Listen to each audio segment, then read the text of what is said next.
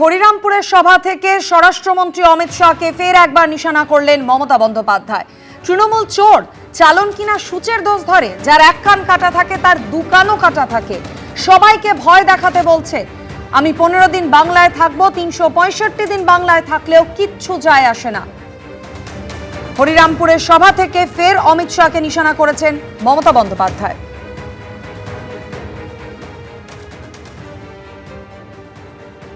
তৃণমূল চোর আর তোমরা চালন কিনা ছুঁচের দোষ ধরে, লজ্জাও করে না। লজ্জা ঘৃণা ভয় তিন থাকতে নয়, যার এক কান কাটা থাকে তার দু কান কাটার ভয় থাকে, এদের তো দুটো কানই কাটা। কত বড় নেতা সবাইকে ভয় দেখানোর জন্য বলছে হাম 25 দিন বাংলা মে রহেগা। আমি বলছি তুমি 25 দিন কেন, তুমি 365 দিন থাকো, তাতেও কিছু যায় আসে না। তোমার মুখ লোকে যত দেখবে তত ভোট কাটবে।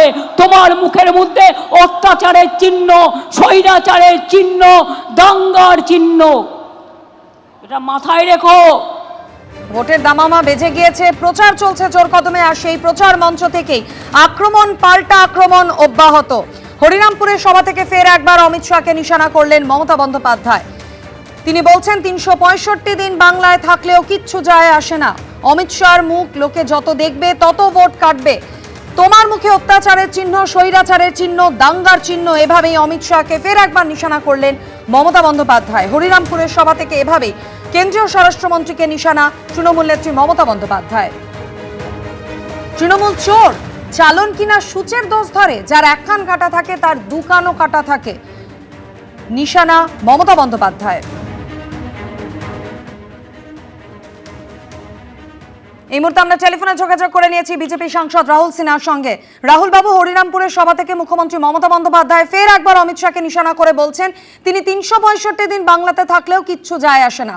তার মুখে লোকে অত্যাচারের চিহ্ন, স্বৈরাচারের চিহ্ন, দাঙ্গার চিহ্ন দেখে। দেখুন, ব্যাপার হচ্ছে যে অমিত শাহ ওষুধ কাজ করতে শুরু করেছে, মুখ্যমন্ত্রীর এই আস্ফালন থেকেই স্পষ্ট হচ্ছে। এতে বোঝা যাচ্ছে ওষুধে কাজ দিচ্ছে, কারণ ওষুধের নিয়মিতাই, যখন ওষুধ পড়ে তখন রোগ প্রথমে একদম লাফিয়ে ওঠে, তারপর ধীরে ধীরে শান্ত হয়ে যায়। সেই কারণে এই ওষুধ যে ভালো করে কাজ করতে শুরু করেছে, বাংলা থেকে তৃণমূল কংগ্রেস যে মুছে যাবে, তৃণের মূল, ওই তৃণের মূলে গিয়েই আশ্রয় নেবে, আর এই তৃণমূল কংগ্রেস আর জাগবে না। সেই অবস্থায় যে তৈরি হয়েছে, এই ঘটনা তার প্রমাণ। সেই কারণে তৃণমূল কংগ্রেস মুক্ত বাংলা হতে চলেছে আর বিজেপি যুক্ত বাংলা হচ্ছে। অনেক ধন্যবাদ রাহুল বাবু আমাদের সঙ্গে কথা বলার জন্য। এবিপি আনন্দ, এগিয়ে থাকে, এগিয়ে রাখে।